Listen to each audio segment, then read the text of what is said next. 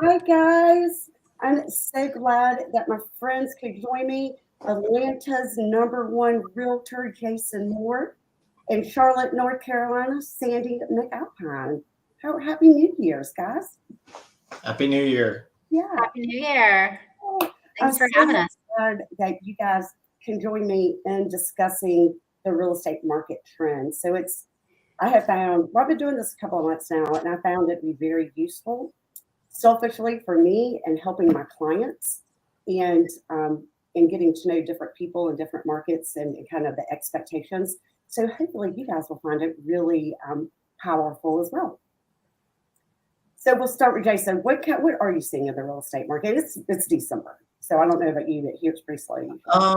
So it's been really slow. However, I will say what was weird, we had a busy week after Christmas through New Year's. I mean, like I sold 3 properties over the weekend. So Congratulations. so it's picked up a little bit, but I've still got stuff sitting on the market. So, today I've done price reductions on 3 properties. I probably have some more price reductions this week. One of the properties we're working on with a buyer though is in multiple offers right now, but we're only seeing that on stuff really kind of below like 250. What's your average price point?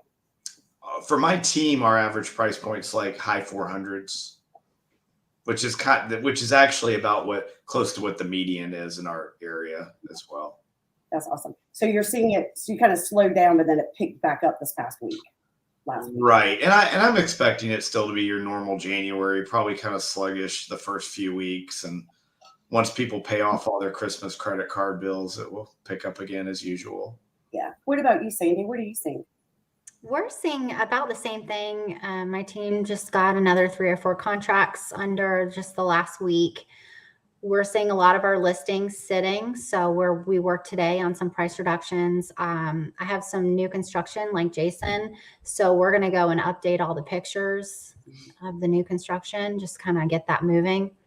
And we're seeing some of our sellers are freaking out a little bit. The days on market is creeping.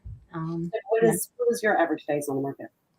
Right now, it's, believe it or not, in the 80s, 80 days on market. And how has it been? Like if you compare over the last, well, I know 6 months ago was crazy, but what about like 3 months ago? So like if you look a year ago today, it was 20 days on market. And then it was 29 days just last quarter. And now it's like 46 days on average, but the actives right now are sitting at 80 days. Wow. Is that what you're seeing too, Jason? Right. There's kind of a lag because like when I ran some numbers just for Gwinnett and Jackson County, which is the north part going up 85 towards South Carolina. And I was showing like we're on what's closed. A year ago, it was at 10 days on the market on average. Now it's at 23. I also pulled some numbers from Redfin, which is showing a median now of 38 days. But I've already been telling most people that I'm meeting with to expect their home to be on the market really a minimum of 30 days, up to 60, maybe even 90. It's getting back to a normal market that we used to be in where a house would sit for several months, unless you get one of those cream puff houses where, everything's been upgraded. It's on a perfect cul-de-sac lot with a pool and a 5-car garage and, something like that could still go. But the thing is, a great listing like that is not going to go in 24 hours, but it might go in 7 days compared to 45 or 60. So our average days on the market here is 34, and we were down in the 20s. But how long have you guys have been in real estate? Jason, how long have you been in real estate? This is year 27. Holy cow. What about you, Sandy? Almost 24 in real estate and 17 licensed. Wow. So you both have seen the fluctuation in the market. So I started 15 years ago in 2007, and I would go in for a listing appointment and tell them it would take 9 to 12 months to sell. Right. So to hear 30 days and even 80 days. Yeah, because I was doing the same. I was signing 12-month listing agreements at that time. Yeah, that's right. So I feel like we're still in I think the, media is putting the negative spin on it because that's what the media does. but I'm not really seeing that here. And one thing I was listening to or reading on is the Case Shiller Price Index. Have y'all heard of that or saw I that? was reading about that as well. Yeah, so they just came up and said this is the fourth month in a row. Now, this was updated. It just came out. They just released it, but it was through October nationally. And so that 4 months in a row, the prices have continuously gone down nationwide for 4 months in a row, which they had not seen that happen. Did you notice, though, on the chart, the prices are still above where they were in 2021?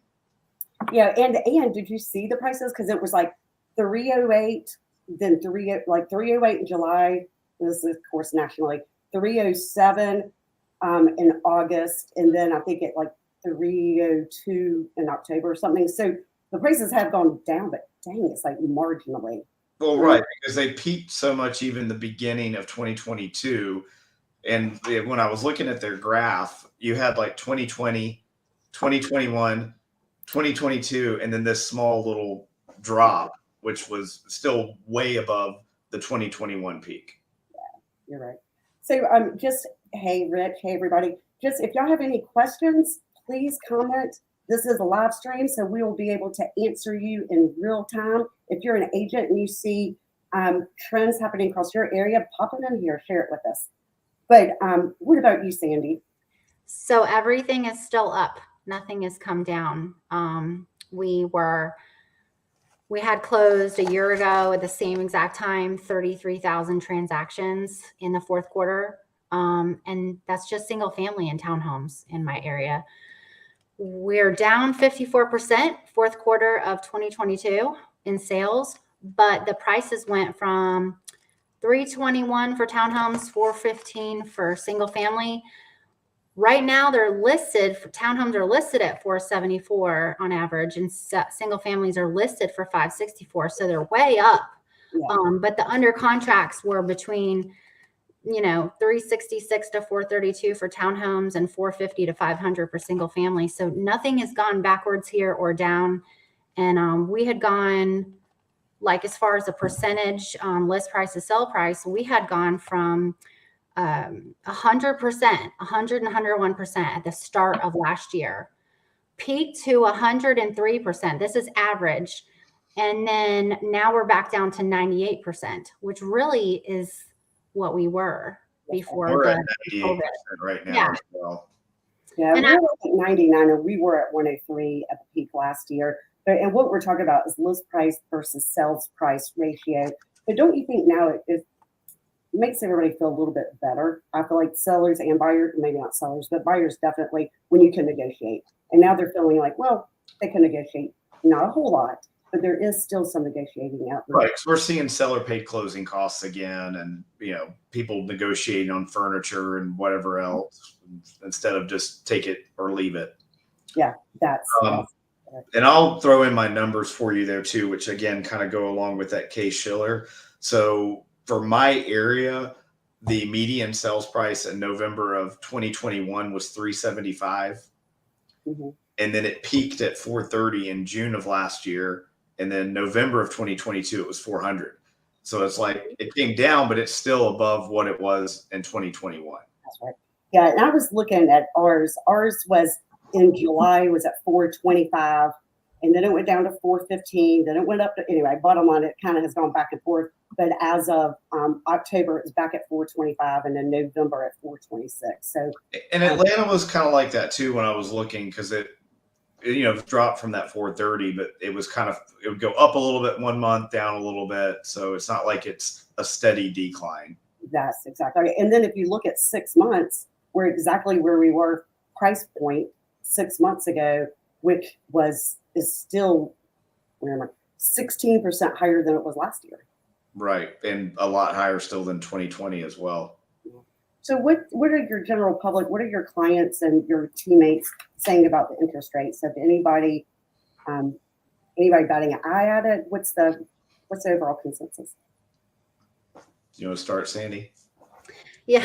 So I don't know. I think, I see a lot of social media, and I see a lot of great social media showing the headlines are just BS, right? And that the interest rates, I mean, when I bought one of my second and my third home, it was between 6 and 7%. So to me, that was great at the time. And I think I even have 6 and 7% loans that I'm still paying on, right, with renters in those places. But I think people are seeing through the whole media thing and the scare tactics. It just news sells, right? It makes money. So they're trying to sensationalize that the rates even move. But I have noticed that they've gone down and up and down and up and down. So it's starting to get old. And I think people are going to, after the holidays are over and they get their finances, like Jason said, they start getting their money back from taxes and paying off their debt, they're going to be back in the housing market. Yeah, that's what I found, that my first time home buyers, it has kind of stumped them a little bit. However, if it is somebody that has sold more than one house in the past 15 years, then, maybe a little bit older client, maybe our age, whatever, they're coming back and being like, hell, that 6% is nothing. I remember when in the 80s when I paid 18% or whatever. Good question, Karen. How many months inventory do we have? Wilmington, in our area, we have 2.1 months. What about you, Sam? The same. Jason? 1.3. 1.1. Oh, wow. We do have some shadow inventory too, but that's not going to change the numbers that much. Like if you go into a new home subdivision and they've got 18 listings, they're not going to put 18 in the computer. They might put 9 of them in there. But I mean, we're talking where, it might be several hundred homes of shadow inventory, where when I ran the numbers, we have almost 2,300 homes on the market in the 2 counties that I primarily work. So, a couple hundred other houses isn't going to make that much of a difference. We have like 30 plus subdivisions coming, already approved, slated, thousands and thousands of homes. Our builders have stopped a lot of them though. D.R. Horton is still building. Some of the other big ones like Pulte and Lennar, they have canceled a lot of subdivisions, actually pulled out on the developments. Wow. Yeah, we've seen, and it's the first time I've seen in a year where the builders are starting to offer, like I got one under contract yesterday that the builder was offering $5,000 in closing costs. And they're starting to do things again too. Like one of my subdivisions that I've got up in Athens, like the builder's going in and doing more landscaping on the ones that are sitting. We're adding some more accent colors on the front of the finished ones. We're going in and, might even do some things like add blinds. So just starting to add in some other extras like we've seen in previous markets when stuff sits and builders start adding some bells and whistles to move the standing. Get it going. We had something weird happen here. It sharply, the sales sharply went down quickly. And we have 17,000 realtors and, lots of new home builds sitting everywhere. And it was weird because 1 month you had to wait in line to get a reservation in the cold for a house. And the next month they're offering, the same builder is offering 5% commission. They took $30,000 off the price of the home. It's move-in ready, and there's like a bonus on it, on top of it. I couldn't understand. I mean, just tons and tons and tons of listings. And then all of a sudden, every home builder rep is calling me. I'm getting 20 plus emails a day with their inventory. It was just so bizarre. So they were paying nothing on homes just a few months ago. And so if you not moving the subject off new homes for a minute, but here, like Open Door in our market is paying bonuses now. Wow. Same. So it's been a complete shift with any of these big companies that have a lot of inventory. That's right. So in general, I had a crazy December too, because usually December is rather slow. And the week before Christmas, I personally had 6 closings. And then I also got 3 under contract last week, which usually I would take off the week from Christmas to New Year's because it's typically, in my experience, is dead. Has not been dead. I think it's been really crazy. And you see Maria's saying that one of her Pulte homes was 12,000. That's a pretty normal number we're seeing in Atlanta right now. A lot of the builders are It's kind of getting to where 5,000 is more of the minimum you'll see, where they were doing nothing, and 10,000 is kind of what I'm seeing on a lot of stuff, and then some of them more. One of our local builders was doing 20,000. Or an exact number? I'm sorry. Are you seeing a percentage? No, not really, because it's flat numbers. But it's one of those things. Like if you're looking at stuff below 500, they're all going to be pretty much $5,000 at least. And then that 5 to 8 is where I'm seeing a lot of the 10,000. But in that like 6 to 9, it's where I'm seeing some of these 20 to like $25,000 incentives. Well, the general takeaway, and maybe if I'm wrong, tell me, but what I'm hearing is super important if you're going to buy a home in the next year or sell a home in the next year. And if you live in Atlanta, or if you live in Charlotte, or if you live in Wilmington, you go ahead and call us and go ahead and let us know what your plan is, because just like we were talking about, the prices over the past 4 months have gone up and down, up and down, up and down. And Sandy had mentioned the interest rates doing the same thing. Super important to let your agent on your side know your plan, whether it be to buy in 6 months or 8 months or 3 months, so that we could start making you aware when the prices kind of shift or when that interest rate drops, so you can go ahead and lock in with that pretty good assumption. Now, are y'all seeing in your market, I'm assuming you are, our national builders in Atlanta are doing 30-year buy downs? We're seeing some buy downs, not a lot.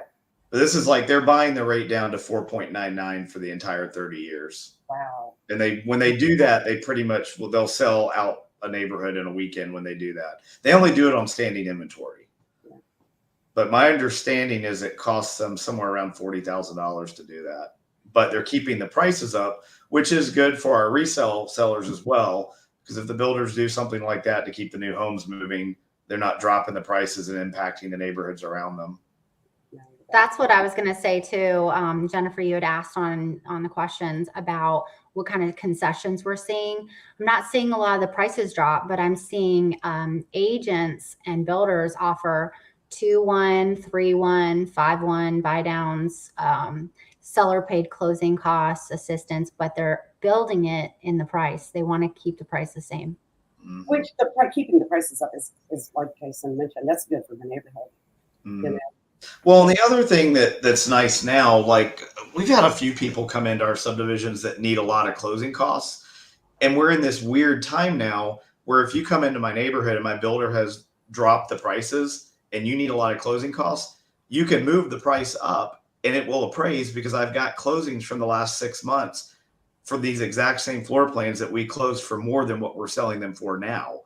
So it is whereas if you were, a couple years ago, before all this, trying to inflate a price for closing costs, you couldn't get your appraisal.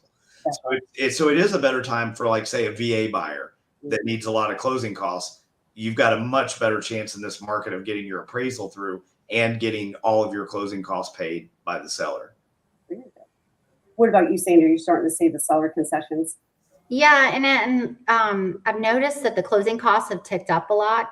Last year, your rate was low, your costs were low. Like I could see a VA loan close between, I don't know, $6,000 and $8,000.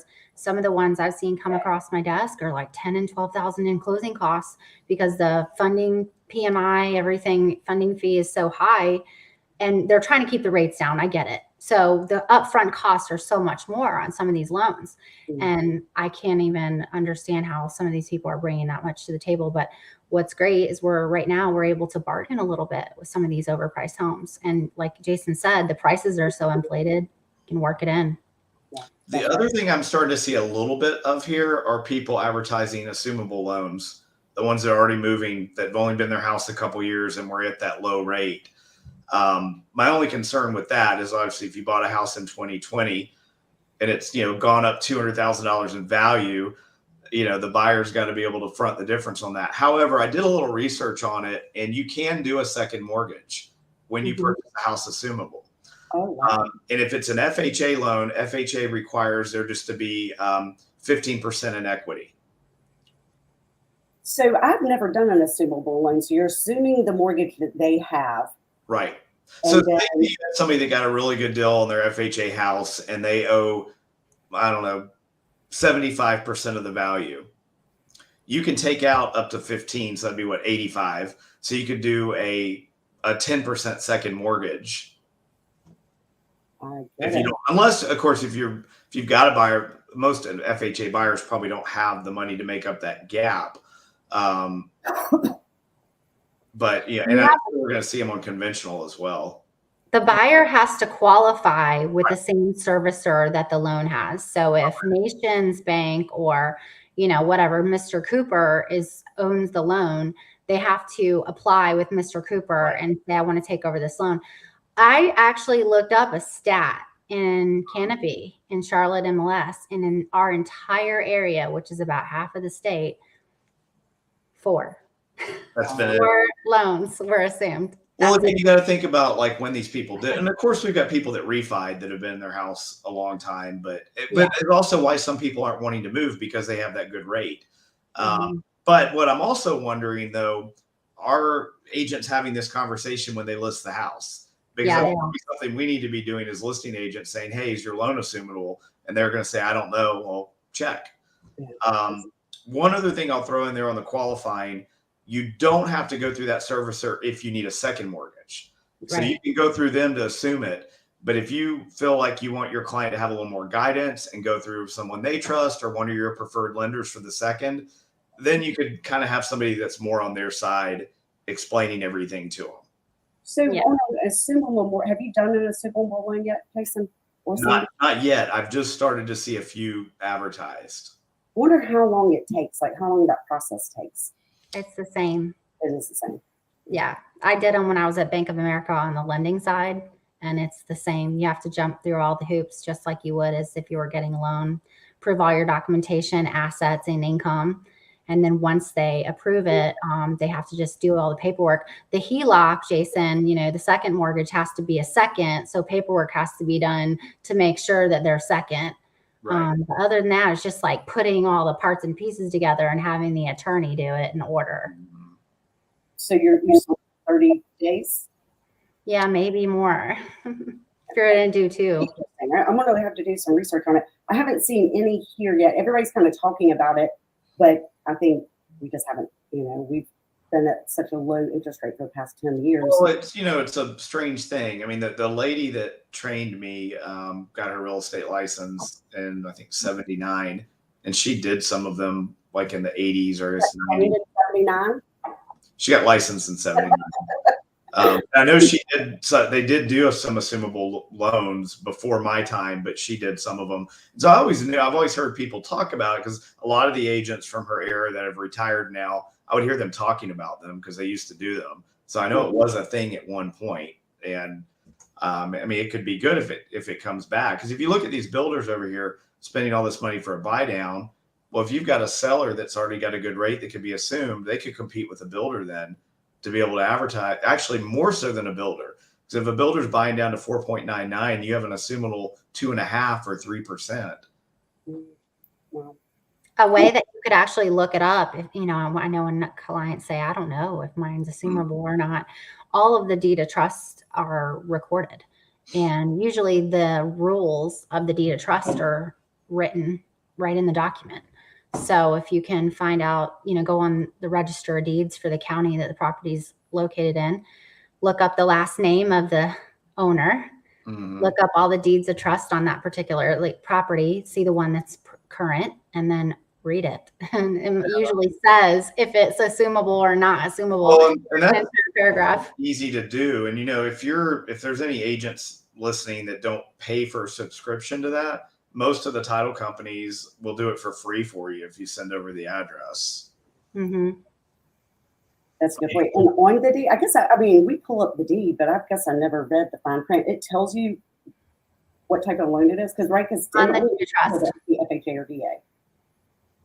It actually has all the terms in the deed of trust. It's not the terms like the promissory note would have. So you don't see like typically the amount or the amortization schedule or, details of the note, but you'll see on the deed of trust usually if it's assumable. I mean, at least in my experience in the past. So Sandy, in answer to Maria's question, I know the answer is no in general, but if it's VA, isn't the seller still tied to the house on a VA loan when it gets I to sold? think, There's I- COE. Yeah, so just VA would be the only risk to a seller. And it's not really, I think, a risk. They just can't get another VA loan until that person sells the house. some of it would be, 10 years or however long it takes them to sell it off. But It's really, ability. If the FHA or conventional, it's out of their name once it's been assumed. Yeah. But if the buyer's VA and the seller is a VA, can you still assume it without taking the seller's? Well, no, if it's a VA buyer, then Too much. you don't lose your spot, right? Say that again. If a VA buyer is assuming the VA loan, then you'd probably get released. But if it's a non-VA buyer assuming a VA loan, I think that's when you can't get a second VA loan, right? Yeah, that makes more sense. Here, we'll see what if Jason has. If your COE is still tied to the loan, you only have so much left that you can use on another loan until that loan is released. Right. As far as I know. But if it's somebody who qualifies, a veteran that qualifies for VA themselves, assuming the VA loan, does it not just move into their name then? No, still sticks with think so. they pull the loan out. I think it goes with the case number of the loan. The HUD case number. But So probably not great for a VA seller, but great for FHA. And you're saying you could do it with conventional as well? It depending. FHA is always assumable on these Yeah. newer loans. Oh, look, Jason said, you're right, Sandy. I only processed like 2,000 or 3,000 loans when I was at Wachovia, First Union, Bank of America, but it was a long, long time ago. So Yeah, now you're this on the is like coming back from years and years of experience. You may need all that now. Right? That's right. Well, I think that's the problem in our industry. A lot of the agents don't understand even that. Like, Jason, you're so super smart. Jennifer too, like that you guys even know a little bit about this stuff. A majority of real estate agents today don't even know what certificate of eligibility is or VA eligibility. So any of it. Karen is asking that. Karen, that's what we were talking about, the HELOC or the second mortgage, to make up that difference.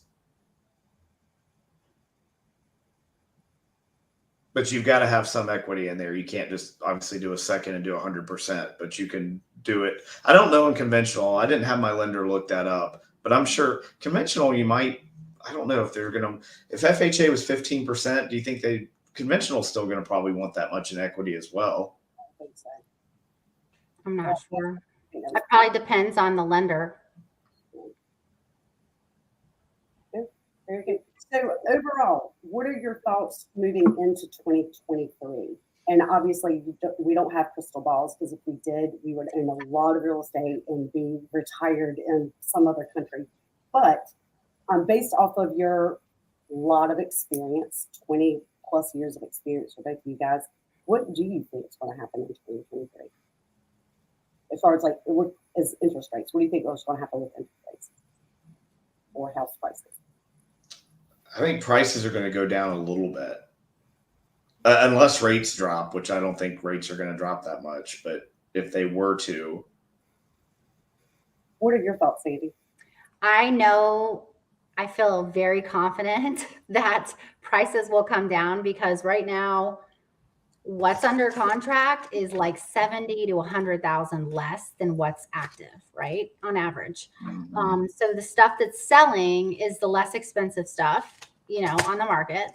And right now we have 5,000 under contract with 6,300 listings. So I'm seeing more listings are being listed and less are going under contract. So what that means to me is the inventory is going to spike up. I feel like the interest rates are just going to stay around, hover where they're at. And I think the prices are going to have to come down before the spring. If someone's interested in selling before May, I feel like they're going to have to lower their price. But by May, I think it's going to be a hot market. I think we're going to see a surge again, just like we usually do in the spring and the summer. I agree. And everything I've been reading, I think you hit the nail on the head. I think everything, well, at least what I've been reading, and again, we don't have crystal balls, but as far as interest rates, it's supposed to level off. I've been reading anywhere, depending on which report, anywhere from 5.5% to 6.5%. Is to kind of be the new normal, at least for 2020. I agree with you. I think prices. I don't think they'll come down tremendously, but I think they'll. I mean, typically you'll plateau, right? Yeah. So I think we're going to see a plateau and maybe a spike and a decrease. Some false bottoms, which I think is. I only have one kind of negative concern to keep an eye on, which again, we don't have a crystal ball. I'm nervous about the iBuyers because I know they're struggling right now and they have a lot of inventory.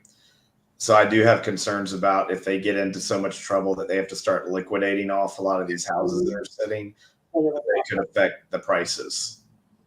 We're already seeing that here dumping, and it's affecting some of the neighborhoods. And I actually have to go against the appraiser and say these were investor dumps. We can't use these as comps for, a well-maintained home down the street. Right. Yeah. Yes, I'm keeping an eye on that, but I would say we're probably starting to get into that window where if somebody is looking for a deal, we're kind of at the end of the road if you're going to sell your house and go rent for a little bit. And you're taking a risk because if nothing happens, you might throw out a lot of money renting for a year. But if somebody wants to do that gamble, this is probably the window to do it. Yeah, it's always so. I did that gamble a couple of years ago, and it did not pay off for me. I bought last July, so I bought it a fun time. But anyway, I completely lost my train of thought. I'm sorry about that. Sorry, Jason. But well, it may not even be the whole market dropping, but the thing is, like, if somebody wants to take that gamble, maybe they get lucky, and if a few of these deals do pop up from the iBuyers and they've sold their house, they're in the situation where they could jump on something. But I guess another thing I'd say on that for somebody who wants to play that game, don't see if you can get a 6-month lease or a lease you can break. So if something great does pop up, you're not then also trapped in a lease you can't get out of. Well, it's hard to find rentals here, and our rental market is pretty expensive. Our rental market has dried up. So, I manage 90 rental properties. And what has happened is that the tenants are not leaving. So say, for example, I've got a tenant maybe paying $1,600 a month. We're probably going to renew with them between $1,650 to $1,700. But if they leave, that property is now like $2,200 a month. Same. Yeah, so they can't move out because they can't replace what they have. So right now I have 3 properties on the market for rent. And one of those our investor just purchased. So it's never been rented before. And then the other 2, I think one of those, actually both of those tenants moved because they purchased. So we don't really have tenants leaving because they're moving to another rental. They're only leaving if they're getting transferred or buying something. Awesome. Yes, I think all great. And to sum it up, if you want to sum it up for moving into 2023 for your clients, friends, family. Sandy, You go first. Would you say yes if you're going to buy, go ahead and buy? If you're going to, just in conclusion. Oh, well, definitely. I mean, I'd say, personally, I would love to buy another rental property before the end of the year. So I'm going to be watching the rates and then, again, the issue with the investors right now, I work with a lot of investors, and where the rates are, the numbers are off. Because where those rates are putting their mortgage payment, the return just isn't right on the monthly rent. But I'm keeping an eye on that. And as soon as there's a window, I am hoping to pick up a property before the year's over. So I definitely wouldn't tell people not to, because I would buy something myself this year. Yeah, that's what my goal is to buy 2 this year. So with you, Sandy, time to buy? I still feel like there are some limited options right now, and some of the sellers are in the clouds with their prices. But I feel pretty confident about the summer. And I too am looking to purchase another investment property before the end of the year. I really don't care what the rates will be as long as it works with the numbers and I can get it rented out. I might do another Airbnb. I just bought one at the end of last year or last summer. So yeah. So I'll just look at the numbers and kind of see what's out there. But when inventory spikes, the prices will go down. So I'm just going to wait for that surge of inventory. That's exactly right. That's exactly right. I agree with you. Well, thank y'all for coming on with me today, and Happy New Year. And I love Thanks for having us. Yeah, absolutely. And Jason, I will be in Atlanta the 10th through the 12th of February. Right, for CRS. Yes. Me too. Yeah, I'm going to plan a dinner. I'm going this year. Yay. Well, fabulous. So let us know when your dinner is, because I want in, please. Yeah, I got to get a list from everybody of when everybody's going to be there so I can figure out what night's the best. I think several of the people that have chimed in on this live are also going to be there too. Yes. Yeah, I'm waiting on a list from Mark. So he's Mr. CRS. He's got to let me know who I need to invite. Yep. We'll get him on that quickly. Well, awesome. I look forward to seeing you in February. And Sandy, I am going to try to come to Charlotte for the January 18th meeting. Company meeting. Although I'm not 100% sure because I'm also going to Florida the 21st. So I'm trying to figure out that. I'm going to try to come to Charlotte maybe in the next month or so too. Yay. All right, come see me. We'll have to do a Charlotte mastermind dinner. Yeah, right. Dinner, and then one for Atlanta. That would be fun. Sweet. Yeah, my favorite people. Awesome. Well, oh, look, here's one for you. Renee's going to be in Atlanta. All right, we'll make sure she's on the list. Yeah, also add her to the list. Awesome. Well, y'all have a happy new year, and I will see you in a couple of weeks. Bye. Bye.